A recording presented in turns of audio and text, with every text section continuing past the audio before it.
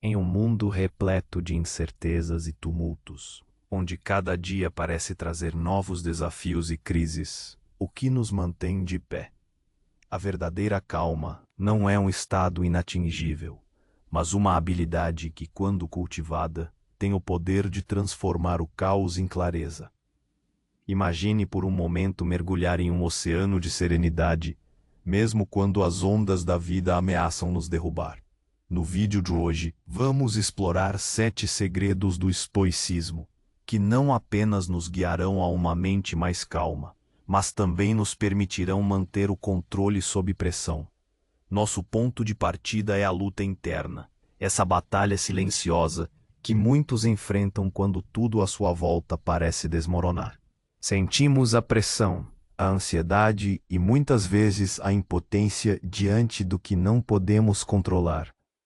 Mas aqui está o segredo: ao invés de sermos vítimas das circunstâncias, podemos nos tornar mestres de nossas reações. É dentro de cada um de nós que reside um termômetro emocional, e hoje vamos aprendê-lo a usar. Neste vídeo, vamos aprofundar em cada um desses 7 segredos que os estoicos nos legaram, ensinando que a transformação pessoal é não apenas possível, mas necessária. Prepare-se para repensar suas abordagens diante das adversidades e abraçar um novo modo de ser. Porque a vida não é sobre o que nos acontece, mas sobre como escolhemos reagir. Estes princípios estoicos são mais que teorias, são guias práticos para a vida real. E ao aplicá-los, não apenas resistiremos às tempestades das crises, mas também moldaremos nossa própria essência em algo mais forte e resiliente. Então fique atento, pois a jornada para uma mente mais tranquila e centrada começa agora. Lista dos 7 segredos estoicos. 1. Troque a pressa pela presença. 2. Seja o termômetro interno. 3. Faça do silêncio a sua primeira resposta. 4. Observe como um estrangeiro. 5. Redefina a dor. 6. Use a técnica do detalhe. 7. Transforme a crise em ritual de lapidação. Com essas lições poderosas, você estará pronto para enfrentar qualquer tempestade da vida. Junte-se a mim nesta jornada estoica e descubra como cada princípio pode trazer calma à sua mente e controle à sua vida. Se isso está fazendo sentido para você até aqui, curta o vídeo e compartilhe com quem precisa ouvir isso. A vida moderna nos impõe um ritmo frenético, uma dança incessante com prazos, expectativas e uma avalanche de informações. Parece que estamos sempre correndo, não é mesmo? Mas a questão é: correndo para onde? E mais importante, o que estamos perdendo nessa corrida? 1. Troque a pressa pela presença. A primeira grande lição estoica para cultivar a calma. Vivemos num mundo obcecado pela produtividade, onde ser ocupado virou um distintivo de honra. Mal acordamos e a mente já dispara para a lista de tarefas, e-mails não lidos, compromissos futuros. Corremos contra o tempo, mas o tempo, ironicamente, é a única coisa que realmente possuímos. E ele só existe no agora. Os estoicos, mas a verdade é que o único tempo que realmente nos pertence é este exato momento. O passado já se foi, e o futuro é uma incógnita. A pressa nos rouba o presente, nos torna meros espectadores da nossa própria vida, sempre projetando a felicidade para um depois que talvez nunca chegue. Imagine por um instante que você está em casa, tomando seu café da manhã. Sua mente, porém, já está no trânsito, na reunião que terá em algumas horas, na conta a pagar. Você está fisicamente ali, mas mentalmente já se transportou para um futuro hipotético, que traz consigo suas próprias preocupações. O aroma do café, o calor da xícara, o sabor da comida, tudo isso passa despercebido. Você está presente de corpo, mas ausente de alma. Trocar a pressa pela presença significa trazer a mente de volta para onde o corpo está. É um ato de rebelião contra a tirania da agenda e da ansiedade. Não se trata de fazer menos, mas de fazer o que se faz com total atenção. Quando você está lavando a louça, esteja lavando a louça. Sinta a água, a textura da esponja, o brilho da porcelana. Quando estiver conversando com alguém, esteja realmente ali, ouvindo de verdade, sem checar o celular a cada minuto ou formular sua próxima frase enquanto o outro ainda fala. Essa prática de estar presente nos convida a saborear cada momento, por mais trivial que pareça. É aqui que reside a verdadeira abundância da vida. A pressa nos fragmenta, nos distrai, nos impede de ver a beleza e a complexidade do agora. A presença, por outro lado, nos unifica, nos ancora e nos permite exercer nosso poder de escolha sobre a nossa atenção, que é um dos bens mais preciosos que possuímos. Ao escolher onde colocamos nossa atenção, escolhemos nossa realidade. A calma não é algo que se encontra no futuro, após todas as tarefas serem cumpridas. Ela é cultivada no presente, no instante em que nos permitimos realmente estar. Seja o termômetro interno. O segundo segredo estoico é ser o termômetro interno. Pense na sua vida como um ambiente e nas suas emoções como a temperatura desse ambiente. A maioria das pessoas permite que a temperatura externa, as circunstâncias, as opiniões alheias, as notícias do dia dite seu termômetro interno. Se chove, ficam tristes. Se o chefe elogia, ficam eufóricas. Se alguém as critica, ficam furiosas. Elas são como termostatos passivos, apenas reagindo ao que está fora. Os estoicos nos ensinam a ser o termostato de nossa própria vida, não apenas o termômetro. O termômetro apenas mede, o termostato regula. Isso significa que, independentemente do que aconteça fora, temos o poder de manter a nossa temperatura interna estável. Essa é a essência da dicotomia de controle de Epicteto. Algumas coisas estão sob nosso controle. Nossas opiniões, nossos impulsos, nossos desejos e aversões. E outras não estão. O corpo, a reputação, as posses, os eventos externos. A maior parte da nossa angústia e infelicidade surge de tentar controlar o incontrolável, ou de negligenciar aquilo que está de fato em nossas mãos. Imagine-se em uma reunião de trabalho onde um projeto importante não sai como esperado. A reação imediata de muitos seria de frustração, raiva, talvez até desespero. O termômetro interno dispara. Mas aplicando este princípio, você faz uma pausa. Você percebe que o fracasso do projeto não está sob seu controle direto naquele momento, mas sua reação a ele, sim. Você pode escolher sentir-se humilhado e derrotado, ou pode escolher ver isso como um desafio, uma oportunidade para aprender e refinar sua estratégia para o próximo passo. Ser o termômetro interno não é sobre suprimir emoções, mas sobre reconhecê-las e escolher como respondê-las. É sobre entender que entre o estímulo e a sua resposta existe um espaço, e nesse espaço reside o seu poder.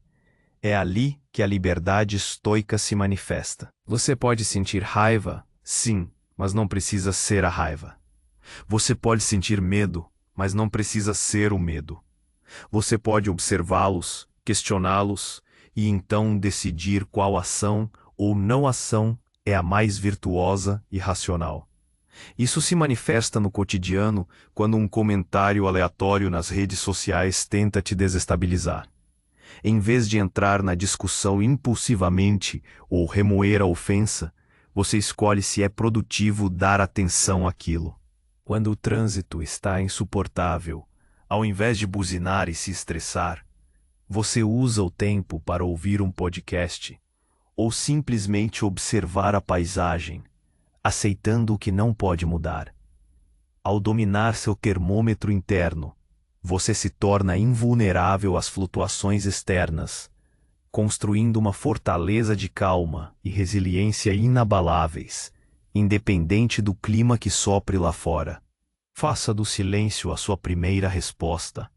Em um mundo onde a primeira reação a qualquer estímulo é geralmente uma resposta barulhenta, um grito, uma mensagem de texto, um post impulsivo nas redes sociais, o terceiro segredo estoico nos convida a fazer o oposto.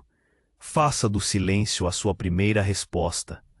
O silêncio aqui não é a ausência de som, mas a ausência de reação impensada, a pausa deliberada antes de qualquer palavra ou ação. É a quietude que antecede a clareza. Vivemos sob a ilusão de que precisamos responder imediatamente a tudo. Alguém nos provoca, sentimos a necessidade de rebater.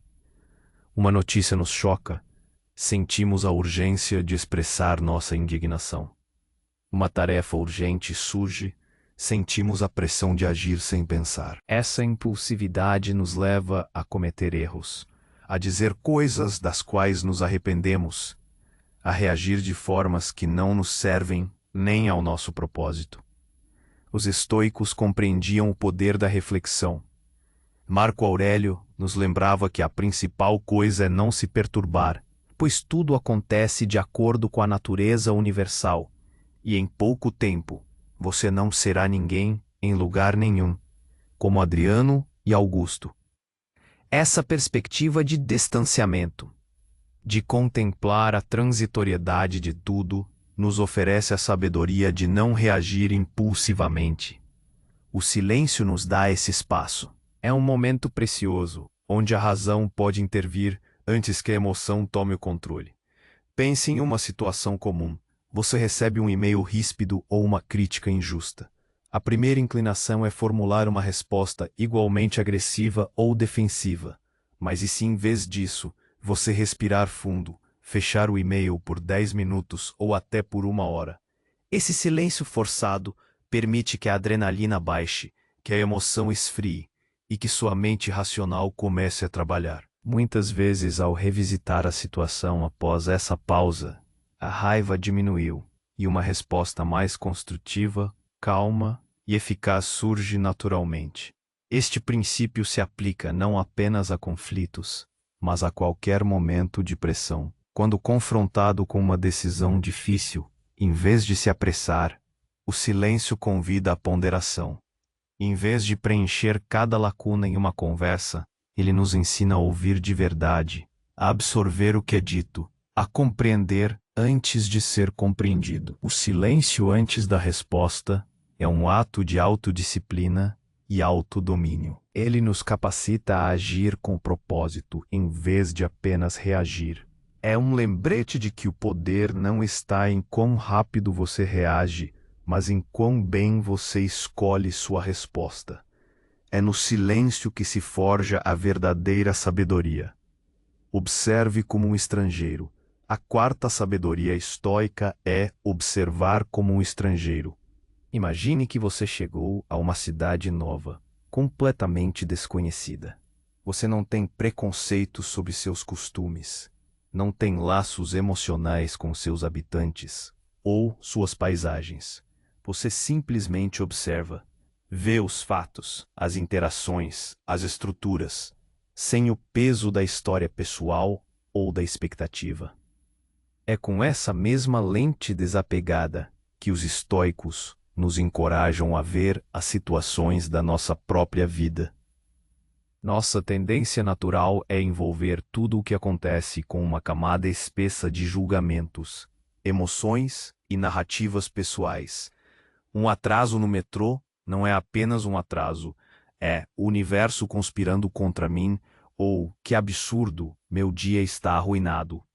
Uma crítica no trabalho não é um feedback, é uma afronta pessoal, uma prova de que não sou bom o suficiente. Esses julgamentos e rótulos são o que nos causam sofrimento, não os eventos em si. Os estoicos, especialmente Marco Aurélio, praticavam a análise objetiva ou impressões. Eles nos ensinavam a despir os eventos de toda sua roupagem emocional e ver apenas o que é factual, o que é objetivamente verdadeiro. Se uma tempestade está se formando, um nativo pode vê-la com medo, um agricultor com esperança, um turista com frustração. O estrangeiro, no entanto, apenas registra. Nuvens escuras estão se acumulando. A pressão atmosférica está caindo. Há um aumento na velocidade do vento. Não há julgamento, apenas observação. No cotidiano, essa técnica é libertadora. Quando alguém te irrita com uma observação, em vez de rotulá-lo como arrogante ou ignorante, tente observá-lo como um estrangeiro. Ele disse palavras. Quais foram as palavras? Qual foi o tom? Quais foram os fatos por trás do que foi dito? Ao fazer isso, você separa o evento bruto da sua interpretação emocional dele. Você percebe que a raiva não está na observação em si, mas na sua história sobre a observação. Essa prática de distanciamento nos permite ver as coisas como elas realmente são, em vez de como tememos ou desejamos que elas fossem. Ela nos ajuda a reconhecer que muitas das coisas que nos perturbam são perturbadoras não por sua natureza intrínseca, mas porque lhes atribuímos esse poder. Quando você vê um problema como um estrangeiro, sem as bagagens de ansiedade e medo, ele se revela como um conjunto de circunstâncias a serem analisadas, e não um monstro a ser temido. Isso traz uma imensa calma, pois remove o peso da subjetividade e nos capacita a responder com clareza e razão. Em vez de sermos arrastados pelas marés emocionais que nós mesmos criamos, é um convite para sermos menos atores dramáticos em nossas próprias vidas e mais observadores, sábios do espetáculo que se desenrola. Chapter 5. Redefina a dor. O quinto segredo, talvez um dos mais desafiadores, é redefinir a dor. A dor, seja física ou emocional, é uma parte inevitável da existência humana. No entanto, os estoicos nos ensinam que a dor não é o sofrimento. O sofrimento é a nossa resposta à dor. A dor é uma sensação, uma impressão. O sofrimento é um julgamento, uma narrativa que criamos em torno dessa sensação. Epíteto argumentava que não são as coisas que nos perturbam, mas o nosso juízo sobre as coisas. Isso se aplica profundamente à dor. Quando sentimos dor, nossa mente imediatamente começa a criar cenários catastróficos, a questionar por que eu, a lamentar o que poderia ter sido. Essa amplificação mental é o que realmente nos derruba. Não a sensação original. A dor é um fato. O drama em torno dela é uma escolha. Imagine uma torção no tornozelo. A dor física é real, um sinal de que algo não está certo. Mas o sofrimento começa quando você pensa: minhas férias estão arruinadas. Não poderei mais correr, minha vida acabou. Isso nunca vai melhorar. Essas projeções negativas, esses julgamentos sobre o futuro ou sobre a injustiça da situação, são o verdadeiro fardo. A redefinição da dor consiste em despir o evento de todos esses adereços mentais e focar apenas na sensação presente e no que é objetivamente real. Como aplicar isso? Primeiro, reconheça a dor. Sinta-a. Não a negue, mas em seguida, separe a sensação do julgamento. Se é dor física, observe-a como um cientista observa um fenômeno. Onde ela está localizada? Qual é a sua intensidade? Ela pulsa, queima, lateja. Ao focar nos detalhes da sensação, sem atribuir-lhe rótulos de ruim ou insuportável, você a diminui. Você a reduz ao que ela é, uma impressão sensorial. Se for dor emocional, como a tristeza pela perda de um ente querido, a frustração por uma falha ou a raiva por uma injustiça, o processo é semelhante.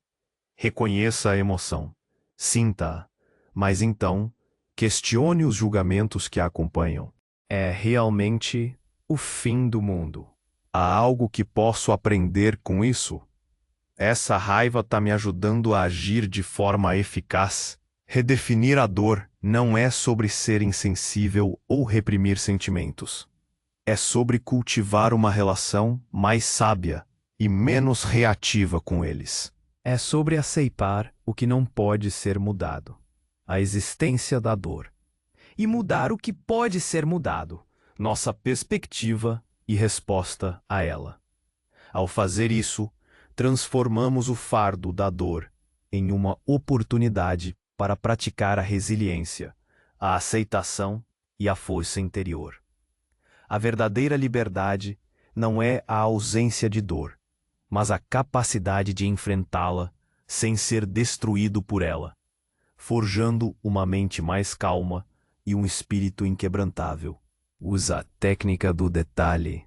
O sexto segredo estoico é uma ferramenta prática para combater a paralisia da ansiedade e do medo. Use a técnica do detalhe. Muitas vezes, somos esmagados por problemas que parecem montanhas intransponíveis. A complexidade de uma situação, o tamanho da tarefa, a incerteza do futuro, tudo isso pode nos levar a um estado de sobrecarga e inação. Os estoicos, contudo, nos ensinam a dissecar essa montanha em pequenos grãos de areia, tornando-a manejável.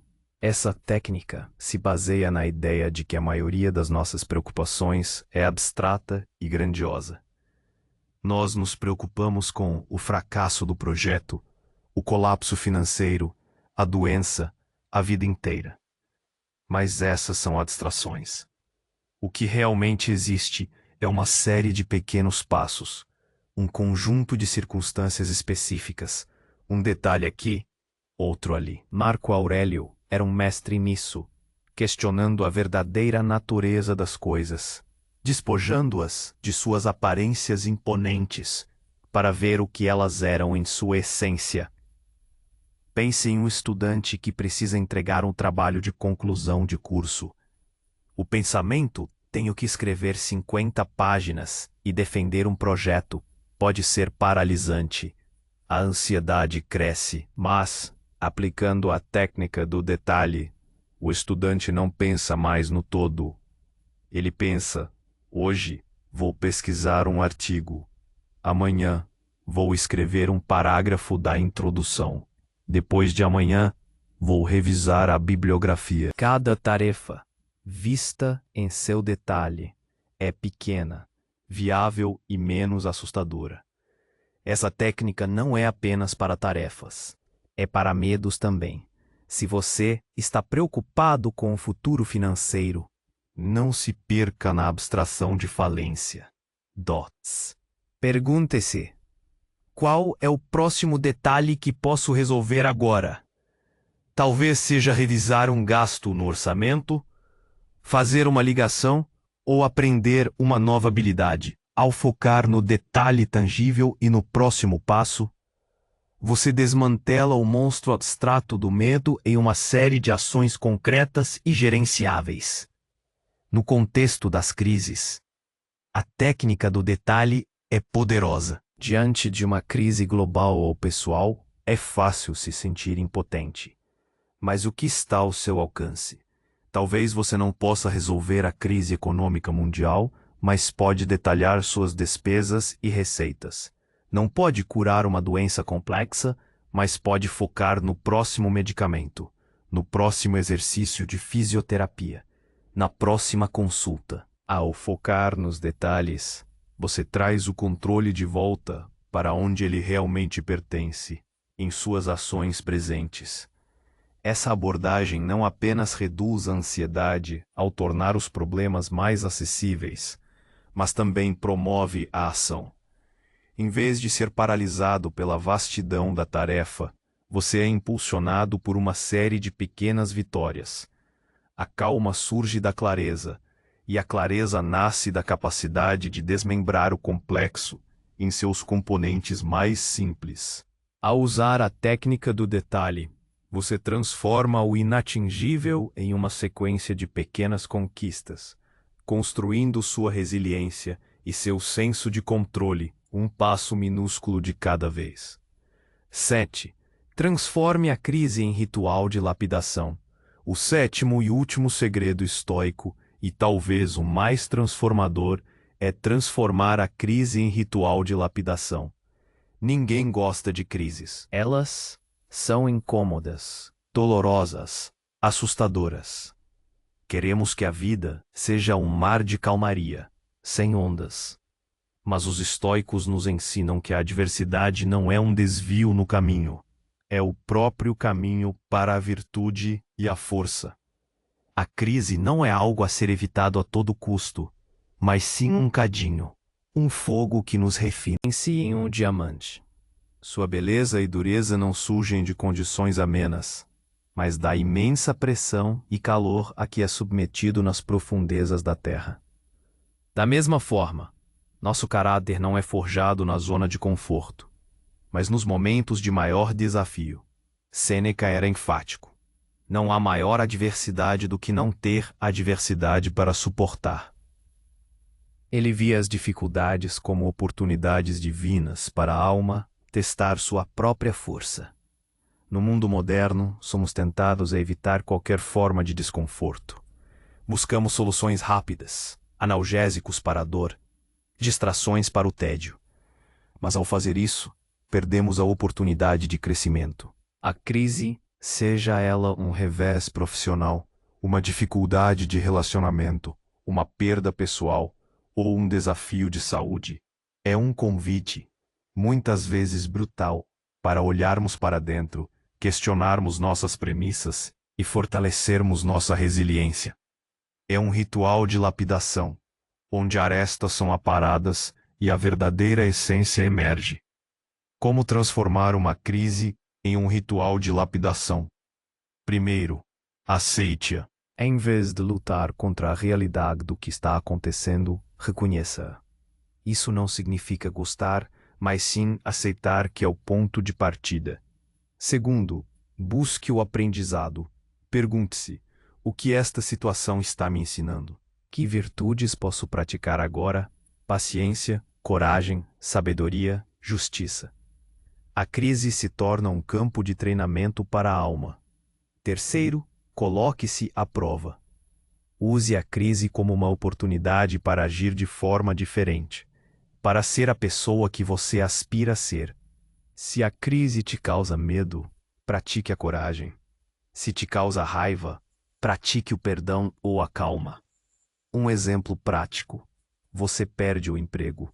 Uma crise devastadora para muitos. Mas, sob a ótica estoica, isso não é apenas uma perda, mas uma chance de reavaliar seus valores, desenvolver novas habilidades, explorar um caminho diferente que talvez nunca tivesse considerado.